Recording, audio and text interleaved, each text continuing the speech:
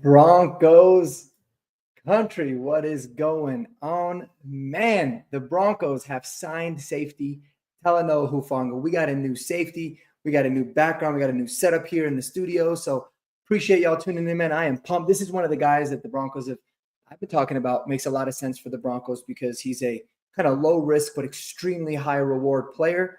And I love the fact that I'm getting some more information right now that it is actually on a 1-year deal for the Denver Broncos. So, and Talanoa Hufanga. Let's go ahead and just get right into this, man, because this is somebody that, like I said, we've talked about for a while. I really think from a Broncos standpoint, he makes a whole ton of sense. But as you can see, per the Schultz report, the guy who punched Ian Rappaport, the Broncos are expected to sign former safety. You got to love that. And then there's also some more info here, I think officially coming through from the boy, Mike Klis. So Broncos country, how are we feeling about Talanoa Hufanga, man? I'm fired up about it. David, I appreciate you, man. I love the new background. Thank you. I needed to actually set up a home office now that we don't have our office anymore at work. And this is the perfect setup for me. So I got double screens. I got a lot of good things right now. So this is cool. I do agree, man. I wish that we could have gotten him for multiple years. I'm sure there's some injury concerns. It's probably going to be one of those, prove it type of deals, right? Where he's going to have to come in, show that he can ball out. We have the luxury of doing that because we don't have to get rid of PJ Locke. I get the $4.5 million cap hit. You can always do something with that, rework it, whatever. But, you always have him that's there, that's available. You can also find somebody in the draft. But, guys, let's not forget about Talanoa Hufanga. I think it's unfortunate because he's only played 17 games in the last 2 seasons, so he's missed quite a bit. He had a bad knee injury that kind of in 2023 that carried over a little bit into last year, and then he ended up injuring his wrist. But the Broncos, are going to be one of those teams that I think they're really banking on their strength and conditioning staff, right? They've got 2 years of really, really good data. Oh, I'm just getting some breaking news now. I guess it's not hold on. I'm getting some different reports. I do trust my guy Andy, but I also just saw some things and Schultz report isn't always the best. But shout out to see you, Andy, man. He's in the Discord right now, which, by the way, guys, David Talks Broncos VIP Discord. That is the place to be because you get the real news really quickly. But according to Andy, it is 3 years up to $45 million for Hufanga with $20 million guaranteed. If that's the case, thank you, David, for clarifying on that. If that is the case, I love it. I'm good with that too. It's a lot of money.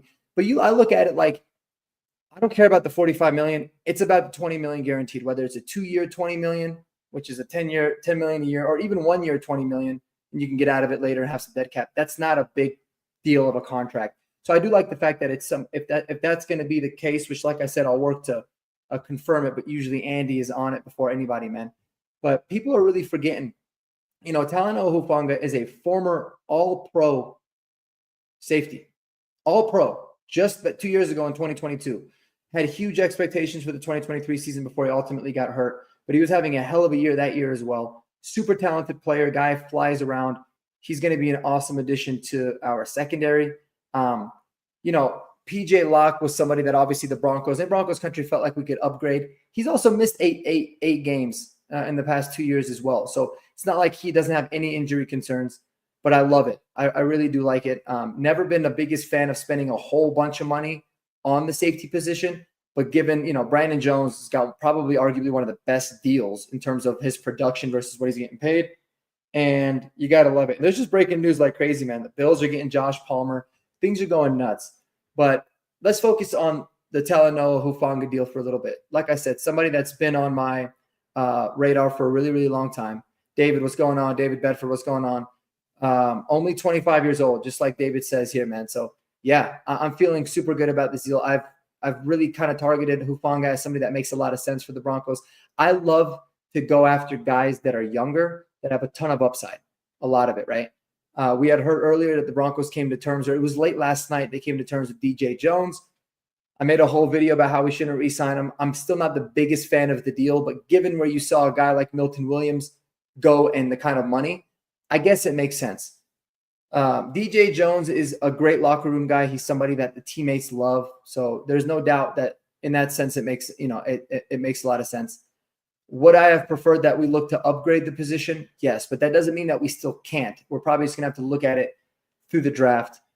We wanted to keep the depth and everything there, so I get it. I get it overall. I don't hate it, especially because it wasn't that much more expensive than the same deal we signed him to just a couple of years ago, right? So happy to see DJ Jones back. Like I said, one of the most well-loved players in the locker room. I certainly loved him as a person, as a fan.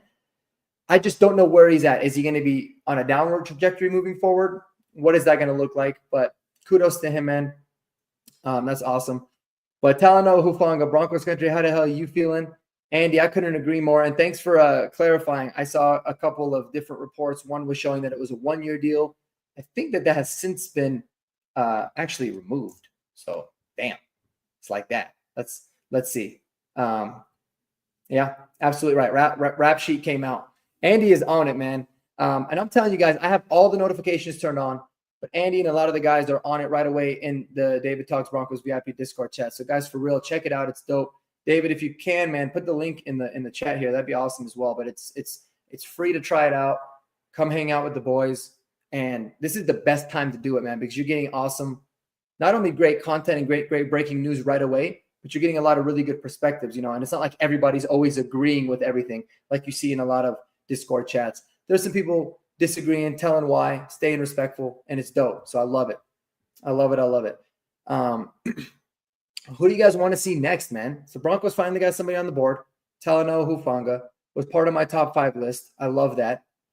I think we need to go out there and get ourselves some Dre Greenlaw. That would make the first day of free agency unbelievably complete for me. We certainly need to shore up the inside linebacker position. We're going to do something there. But with a lot of guys falling off, right? Zach Bond fell off. He was signed before. Nick Bolton went back to the Chiefs. And then earlier today, we saw Robert Spillane had signed elsewhere. At this point, I forgot where it was because there was so many different teams and stuff happening. So Dre Greenlaw is the guy that I'm really, really honing in on. There are reports that the Broncos are going to go after him. I guess we'll see.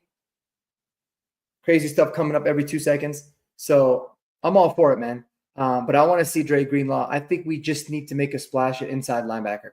I don't want to continue with the same thing that we've been doing for the last few years, finding a guy with potential that's, a special teamer on another player and comes in and plays well, right? Like you saw it happen. Cody Barton was kind of a part-time player, special teams guy, came in, played well. Justin Sternad, we brought him back as a special teamer, got the opportunity to play. He played well. But those are Band-Aid fixes, man. We did the same thing with Alex Singleton, right? Alex Singleton was always good. He was never a phenomenal inside linebacker. But I think given what we were paying him, given the fact that he kind of came out of nowhere, played in the Canadian Football League for a little bit, was a special teamer with the Eagles, and then came here, he was kind of overblown as it's a really cool story. And he was a good player, but he wasn't great, and he definitely had some deficiencies. Go out there and shore up the inside linebacker position. I'm all for it.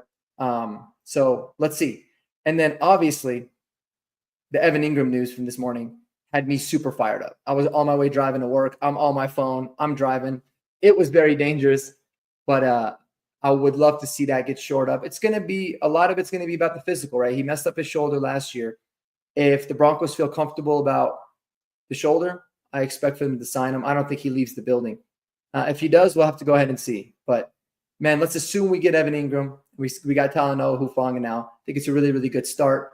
I want to know how y'all feeling. There's going to be a lot more signings, not just necessarily today, but in the coming weeks. But I love it, man. I love it. Hell yes, SoCal Johnson 84. Salute to you, man. Hell yes to Hufanga. Fight on. I love it. I'm a big fan. And let's think about it now. All right, let's say you sign Evan Ingram. Now you can go into the draft without tight end being a huge need, right? You sign Hufanga. We already know safety's not going to be a problem now.